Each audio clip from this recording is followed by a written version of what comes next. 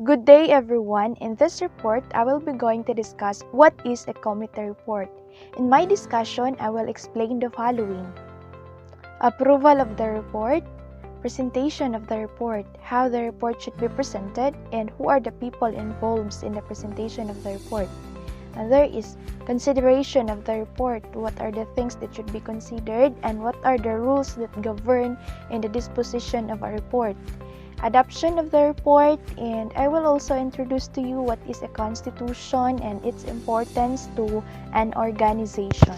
A committee report, by definition, is a written account of the work done by a committee in relation to a particular subject matter and containing whatever recommendations the majority of its members may have with respect to the question. The content that should be found in a committee report consists of the following. First, name of the committee and the date of appointment. In some of the committee report, it has a committee report number, just like this for example. Second, a statement of the question or subject matter reported upon. Third, the scope of the action or work of the committee. Fourth, statements of the information or testimony received by the committee. Fifth, findings or conclusions of the committee. Sixth, the recommendations of the committee. And lastly, signatures of the members subscribing to the report. Now, for the approval of the report. Since committee report represents a collective thought and judgment of the body, it must be formally approved in a committee meeting by at least a majority of its members. However, if it is difficult for the committee members to meet in a group, they may act the report individually. There is a method that can be used to get their approval, but if allowed by the rules of the organization. So the method goes like this.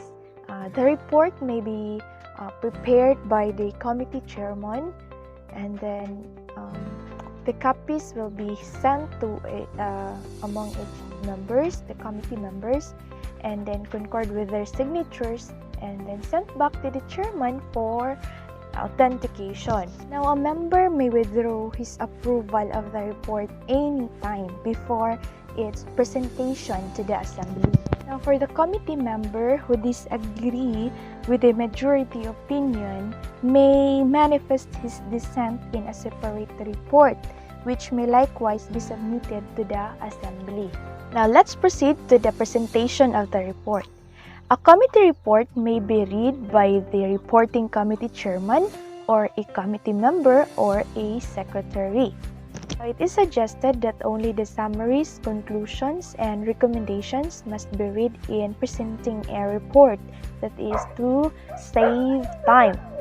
Now, it is desirable also that report should be printed and distributed to all members in advance so that they may refer to their copies of the report while it is being deliberated upon. When considering a committee report, the assembly may choose among the 6 courses of action. First, either to adopt. Second, reject the report either in full or in part. Third, file it away. Fourth, return it to the committee with instructions. Fifth, refer it to another committee for consideration. Or sixth, postpone its consideration to some other time. The rules that govern the disposition of a committee reports includes the following. First, if the report contains only statements or opinions formulated, no action is necessary, so there is no further discussion. But if it is desired to endorse the work of the committee, a motion may be made to accept the report. So a motion goes like this. Mr. Chairman or Madam Chair, I move for the endorsement of the committee report. Second, if the report concludes with a resolution or set of resolutions and recommendations, the reporting member should move for the adoption of the resolutions. So the proposer, upon recognition, would address to the chairman, "Thank you, Mr. Chairman or Madam Chair. I move that the committee report be adopted together with its resolutions and recommendations.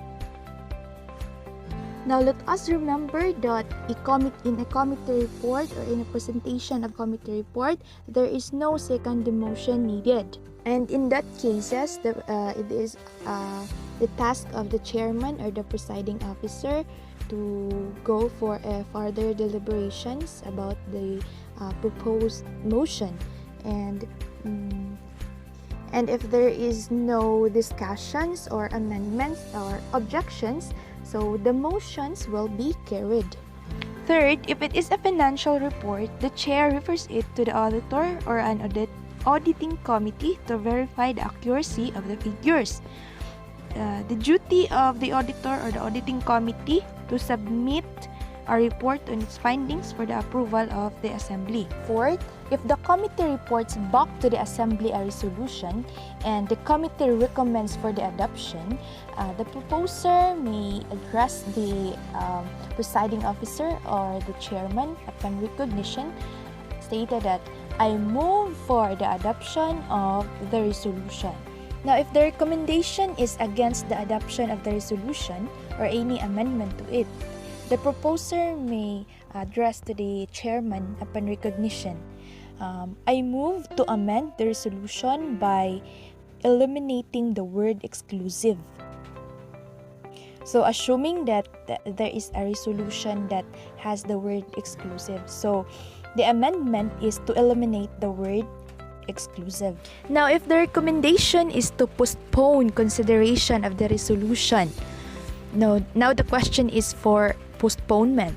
So upon recognition, the proposer may say, Mr. Chairman or Madam Chair, I move to postpone the consideration of the resolution until the next meeting. Now for the fifth rule, if the committee refers back to the assembly a resolution with amendments. Now in this case, the reporting member reads only the proposed amendments. So let's just say that upon recognition by the presiding officer, the proposer may say, Madam Chair or Mr. Chairman, I move to amend the resolution number 53 by substituting the word people with the word citizens. Now the chair states the first amendments, then call for discussions or further amendments, and then puts it to the vote. So the chairman may say that there is a motion to amend the resolution number 53 by substituting the word people with the word citizens. Any discussion to the amendment? If none, is there any amendments to the amendment? So hearing none, those in favor of the amendments recommended by the committee say aye, and those against say no, or any methods of voting. Sixth, if the report contains a list of nominees for office, no vote is taken but a copy of it is posted for all members to see. Last rule that is stated in the book is if the report contains a list of candidates for membership in the organization, the chair at once states the question on their admission. Now, in a meeting, a member may speak for or against the report but should not attack on the character or motives of the committee members. Now, for the adoption of report, a committee report is adopted if the assembly accepts it to a vote. It may be adopted in full or in part, depending on the results of the deliberation. There are instances that the report needs revision or exceptions. To govern the actions of the individual members of the group and of the body as a whole, every organization that is properly constituted has some system of rules. Now, what is a constitution? A constitution is a set of principles and rules defining in broad outlines the government of an organization. It is the basic guide of all its acts, and any rule that conflicts with any of the constitutional provisions is considered as null and void. Now, what are the parts of a constitution? First, we have the preamble. Preamble consists of a brief statement of the aims and purposes of the organization. Now, part of a constitution in an organization consists of 5 to 6 articles.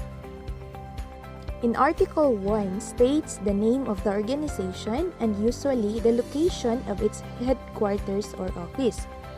And Article 2 defines the general requirements necessary for membership. In Article 3, it enumerates the officers of the organization, their term of office, and the manner of selecting them. In Article 4 provides for a governing board or committee, its powers and duties, and the manner of its constitution, including the terms of office of its members. In Article 5 fixes the time for regular meetings and provides a method for the calling of special meetings. And lastly, in Article 6 provides the method by which the Constitution may be amended and the vote required for such amendments. That would be all. Keep safe, everyone.